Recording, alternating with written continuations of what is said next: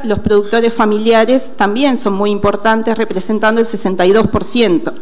Estos productores son en su mayoría criadores y tienen como principal base forrajera el campo natural. Sabimos por datos de censo entre 2000 y 2011 que ha habido una importante desaparición de productores familiares ganaderos y, entre otros factores, se explican por los bajos niveles de producción e ingresos que tienen. Hoy lo veíamos ya con las presentaciones de Martín Jaurena y Martín Do Carmo, que cuando nosotros tenemos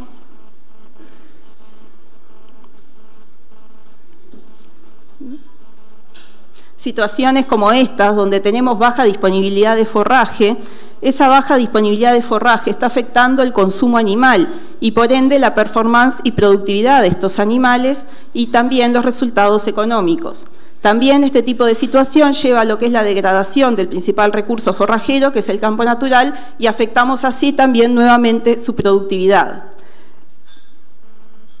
Pero por suerte, hoy ya fue presentado y sabemos que hay información tanto nacional como regional que demuestra que es posible cambiar esto. O sea, vemos una oportunidad, es posible mejorar los resultados productivos y económicos de estos sistemas conservando el estado de los recursos naturales, mediante manejo o cambios en lo que son las tecnologías de proceso, acompañados con medidas de bajo costo y alto impacto para la cría, la recría y también con el uso estratégico de tecnologías de insumo. Es por esto que nosotros nos propusimos en este trabajo testear esto que estoy diciendo en sistemas reales de producción y trabajamos con este enfoque, que es lo que decíamos en el título, la coinnovación. ¿Y qué quiere decir a grandes rasgos la coinnovación? Quiere decir que miramos el sistema como un todo, es decir, no solo miramos el suelo, sino la planta, el animal, también algo muy importante, quién realmente toma y ejecuta las decisiones adentro de los predios. También algo importante es que en este proceso aprendemos todos los actores involucrados y algo importante es que monitoreamos durante, es decir, en continuo durante el desarrollo del proyecto y eso nos permite reformular y cambiar acciones durante el correr del mismo. Específicamente en este proyecto se trabajó a dos niveles, el nivel predial y el nivel regional. Los resultados que se iban obteniendo a nivel predial se iban discutiendo, interactuando con las distintas organizaciones y una red que se formó a nivel regional. Hoy por un tema de tiempos nos vamos a estar focalizando específicamente en lo que fue el trabajo en los predios. Se trabajó en la zona del este, específicamente en dos regiones, en los alrededores de Castillos y de Ruta 109, con 7 productores ganaderos familiares, criadores que tenían como base principal el campo natural. En porcentaje de campo natural iban desde 55% hasta 92%, es decir, de los 7 productores. Estos productores fueron seleccionados con las organizaciones locales, que fue la Sociedad de Fomento Rural de Castillos y la Sociedad de Fomento Rural de Ruta 109, e intentaban representar lo que era la diversidad de los sistemas de producción de la región. Y fueron tomados con una metodología que se llama el estudio de casos. El proyecto se comenzó a ejecutar a fines del 2012 y fue hasta diciembre del 2015. ¿Y cuál fue entonces la pregunta central que nosotros nos hicimos? Es si es realmente posible mejorar los resultados productivos económicos de estos sistemas, conservando el estado de los recursos naturales, pero sin incorporar insumos externos a lo que ya venían manejando los predios, es decir, con los recursos que los productores manejaban. Y eso se hace mediante, nosotros le decimos rediseño, pero en realidad es manejar de una manera diferente los recursos que ya tenían los productores.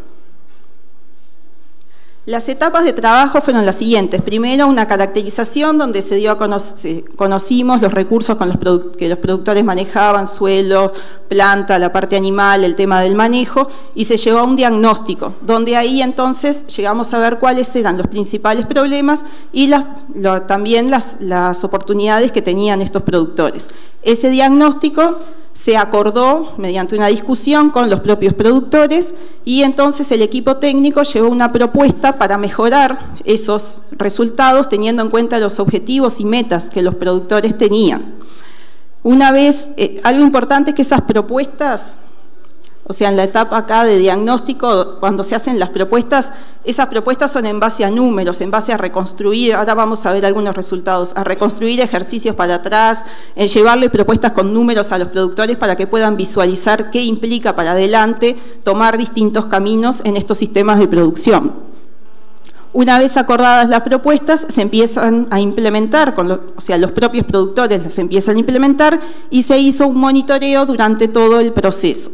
Y ahí ustedes ven, a veces esto hace así porque, bueno, esto es monitoreo continuo y hay cosas que se reajustaron durante el propio transcurso del proyecto. Algo importante es que este trabajo se hizo con una jornada por predio por mes de un técnico de campo, que en este caso fue Santiago Escarlato, quien estuvo comentando en el eje 1.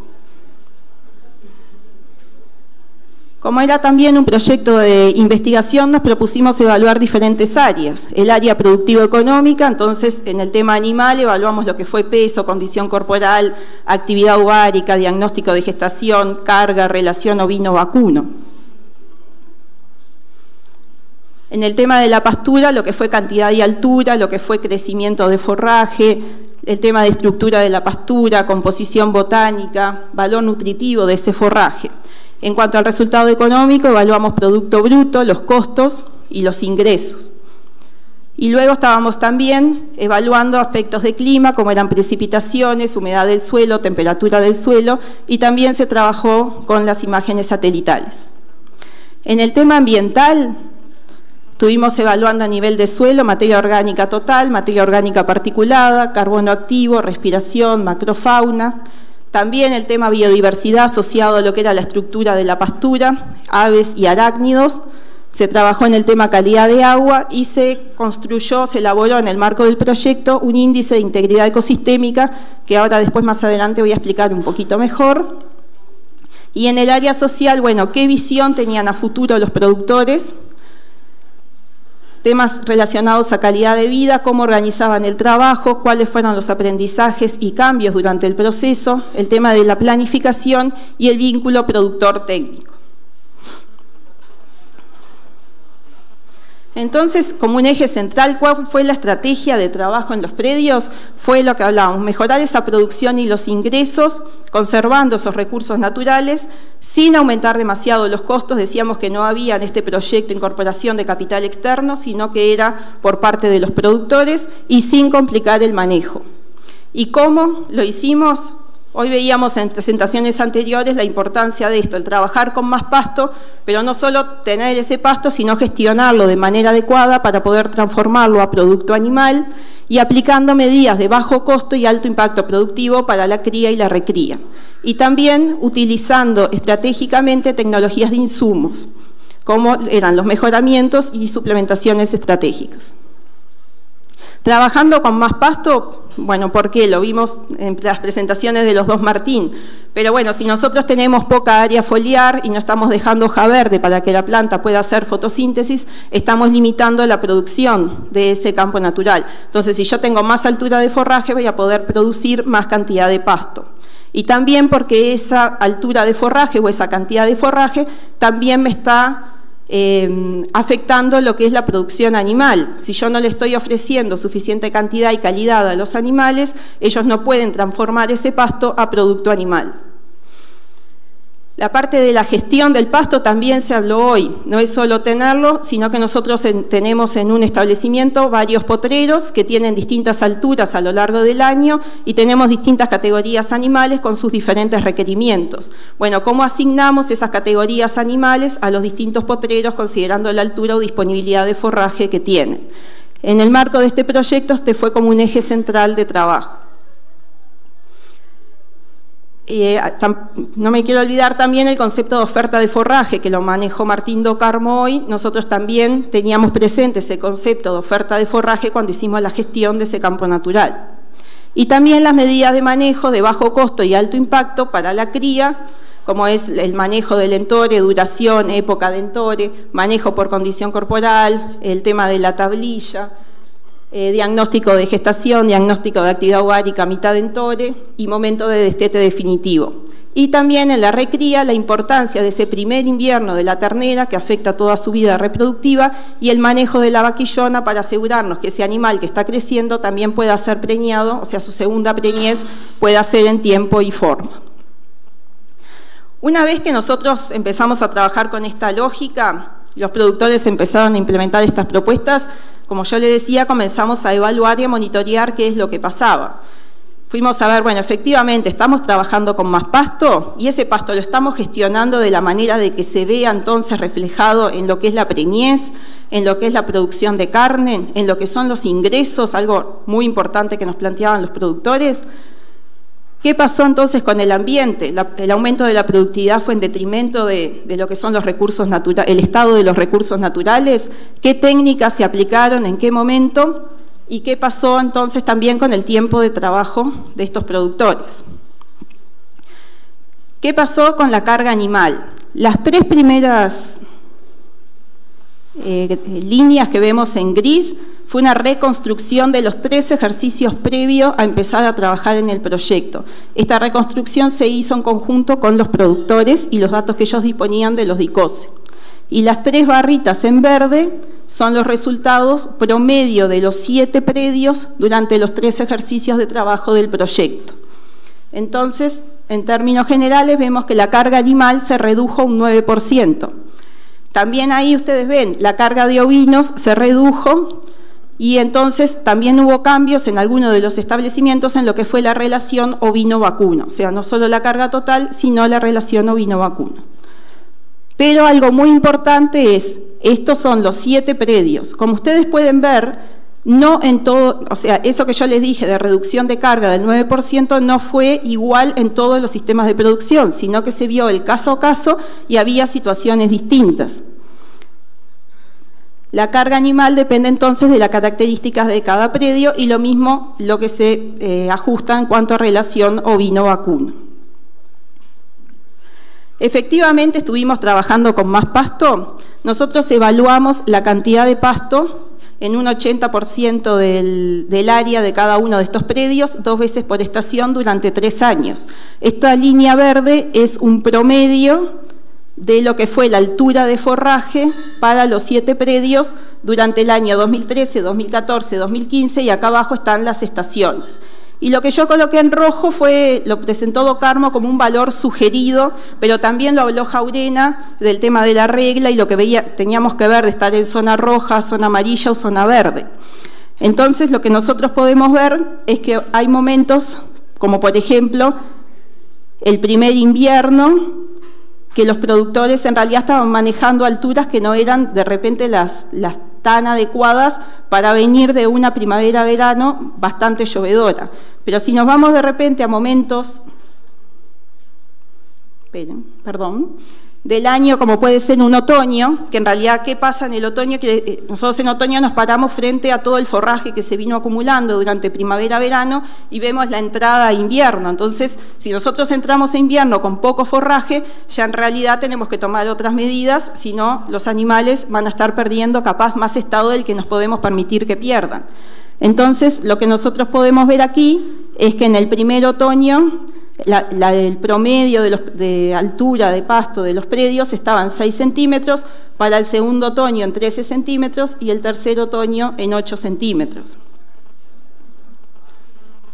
Acá puse los datos de lluvia porque quería tocar un elemento importante y es, yo les decía, esta primavera-verano fue muy llovedora, esta primavera-verano fue muy llovedora. Entonces, en realidad, una vez que se empieza a trabajar con ese ajuste de carga de relación ovino-vacuno, de las medidas de manejo, vemos que en realidad empezamos a trabajar con más pasto. Y cuando viene un evento más de seca, como fue, ustedes pueden ver acá en otoño del 2015, estos predios, si bien bajan la cantidad de pasto, no la bajan por debajo, digamos, de lo sugerido, y además, algo interesante, que vamos a ver los resultados productivo-económicos y vemos cómo estos sistemas, frente a un evento de seca, fueron capaces de mantener los resultados.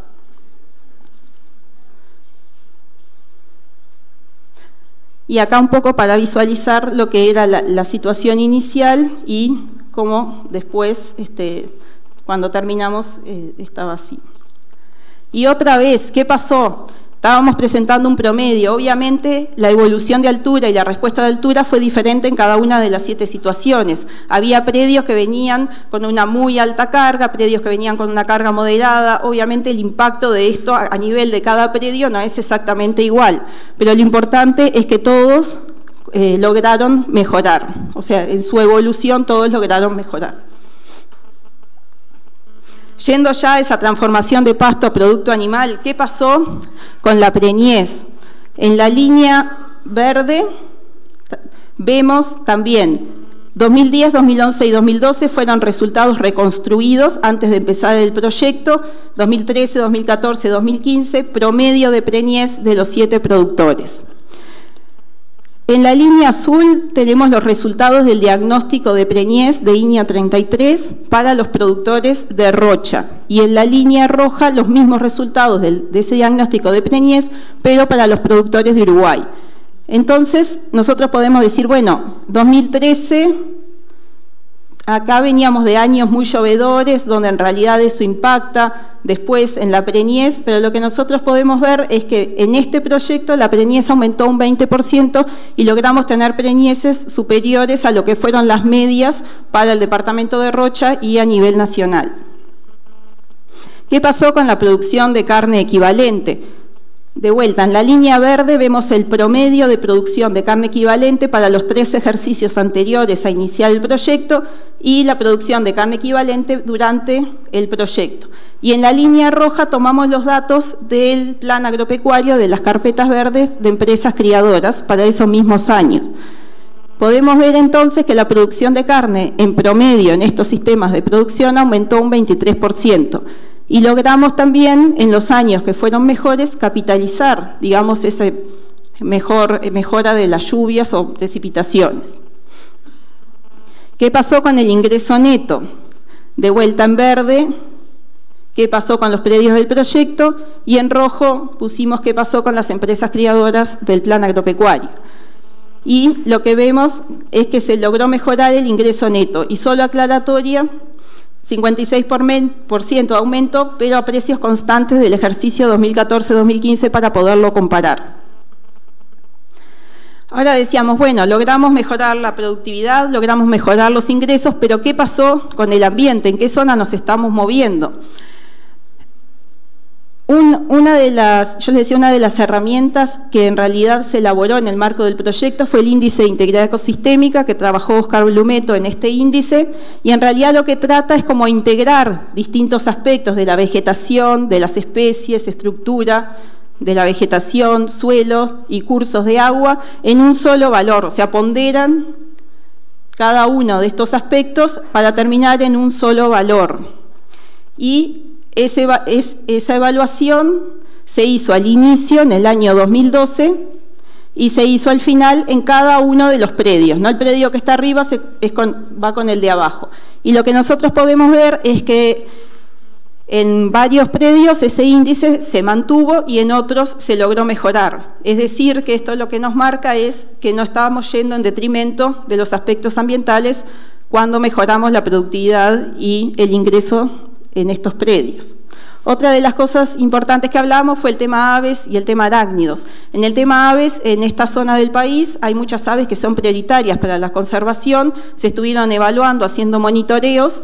Acá están varias de las que aparecen, y lo importante es que estas aves no solo no dejaron de aparecer, sino que lograron en algunos casos mejorar.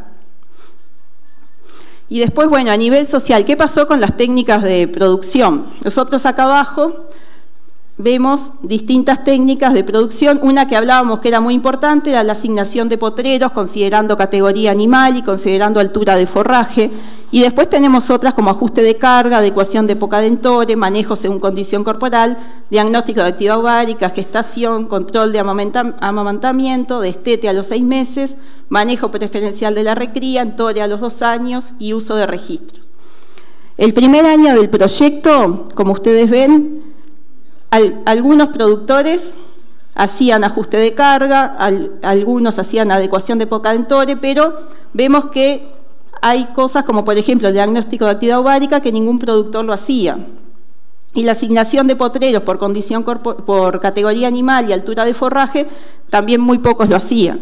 Al segundo año ya la mayoría estaba implementando la mayor parte de las técnicas y ya para el año 3 casi todas estas técnicas se estaban aplicando. Lo único que quedaba por, digamos, que no se aplicó del todo fue el tema del uso de los registros.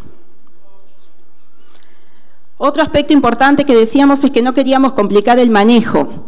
No queríamos que esto implicara más horas de trabajo a los productores. Entonces se evaluó cuántas horas de trabajo dedicadas al manejo animal de pasturas llevaban estos trabajos. Entonces se hicieron encuestas de cuánto era el tiempo dedicado, que en las líneas de azul por productor al inicio y cuánto después. Y lo interesante es que en todos los casos se bajó el tiempo de trabajo. En promedio se redujo un 25%. Ya para terminar, algunas son como más conclusiones del trabajo, pero quería hacerlo un poco más amplio hacia reflexiones, es que vemos que hay un alto potencial de mejora en estos sistemas cambiando determinadas medidas de manejo. Es decir, hay mucho para hacer adentro de los sistemas de producción. Para eso es necesario conocer, involucrar a los productores, conocer sus metas, conocer sus objetivos y también algo muy importante es cuantificar qué está pasando con los resultados productivo-económicos, o sea, poner números arriba de la mesa para discutir con ellos y para monitorear qué es lo que está pasando. Se puede entonces mejorar la producción y los ingresos, cuidando el ambiente, rediseñando estos sistemas y utilizando los recursos que ya tiene el productor. Otra cosa que también uno puede decir, en predios criadores a veces las respuestas son más lentas porque hay cosas de ciclos que en realidad nos llevan a tener respuestas más lentas, pero como pudimos ver ya en el primer año del proyecto empezamos a tener respuestas muy interesantes. O sea, hay respuestas que son más rápidas que las que nosotros nos imaginamos al inicio del proyecto. Otra cosa importante, que la estrategia general es la misma, pero como pasó con la carga, como pasó con la relación ovino-vacuno, cada caso es 1 a 1 y hay que analizar la mejor estrategia para cada uno de los casos. Para lograr cambios es necesario entonces generar estos procesos de aprendizaje en los cuales productor y técnico estamos involucrados. Y por eso ese vínculo, digamos, que se da entre el productor y el técnico fue esencial para lograr estos cambios. Y, por lo tanto, este enfoque de coinnovación y la metodología nosotros consideramos que fue exitosa para lograr el objetivo que nos propusimos en este proyecto. Y creemos que en base a esta experiencia podríamos contribuir a elementos para un sistema de extensión a nivel nacional. El equipo de investigación está nombrado allí, hay muchos técnicos presentes hoy de distintas áreas, así que bueno, podemos en realidad responder preguntas de diferentes áreas. También contamos con están presentes productores del proyecto que han venido desde Rocha hoy a acompañarnos y especialmente una productora, Alicia Rodríguez, que es quien nos va a estar contando desde el punto de vista del productor cómo fue vivido este proceso. Así que bueno, le damos el espacio a Alicia.